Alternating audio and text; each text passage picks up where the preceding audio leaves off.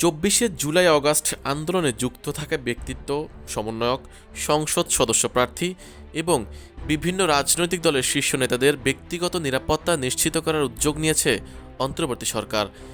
এর অংশ হিসেবে আন্দোলনের সম্মুখ সারিতে থাকা কয়েকজনকে গানম্যান দেওয়া হয়েছে। পাশাপাশি তাদের আত্মরক্ষার প্রয়োজনে ব্যক্তিগত অস্ত্রের লাইসেন্স দেওয়ার বিষয়টিও প্রক্রিয়াধীন রয়েছে।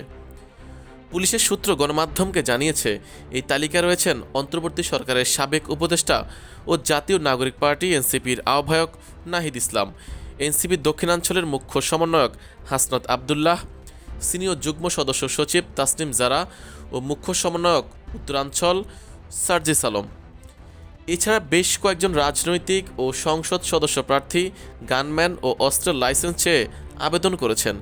তাদের মধ্যে জামায়াতে ইসলামীর আমির শফিকুর রহমান এর জন্য সার্বক্ষণিক গানম্যান ও বাসভবনের নিরাপত্তার জন্য সশস্ত্র পুলিশ সদস্য চেয়ে স্বরাষ্ট্র মন্ত্রণালয়ে আবেদন করা হয়েছে।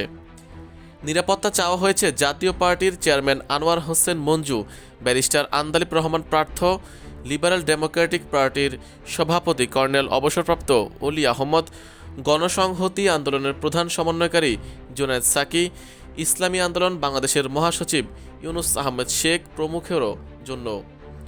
এর বাইরে ফ্যাসিবাদ ও আধিপত্যবাদ বিরোধী আন্দোলনে সোচ্চার থাকা শহীদ ওসমান হাদি পরিবারকে দেওয়া হয়েছে বিশেষ নিরাপত্তা। হাদির এক বোন পাচ্ছেন লাইসেন্স ও গানম্যান। অন্য সদস্যদের নিরাপত্তায় সার্বক্ষণিক পুলিশি নিরাপত্তা দেওয়া হবে।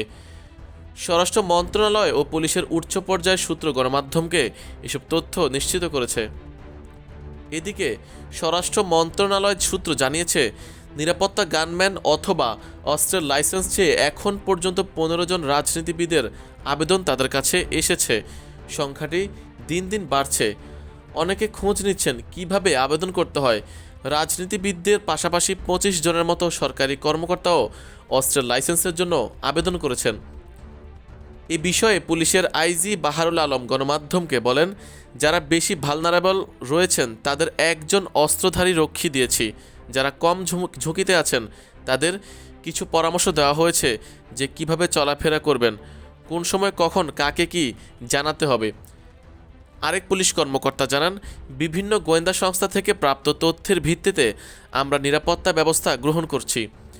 গোয়েন্দারা যাদের গুরুত্বপূর্ণ ব্যক্তি হিসেবে চিহ্নিত করেছেন এবং যাদের নিরাপত্তা ঝুঁকি রয়েছে বলে মনে করছেন তাদের তালিকা তৈরি করা হয়েছে।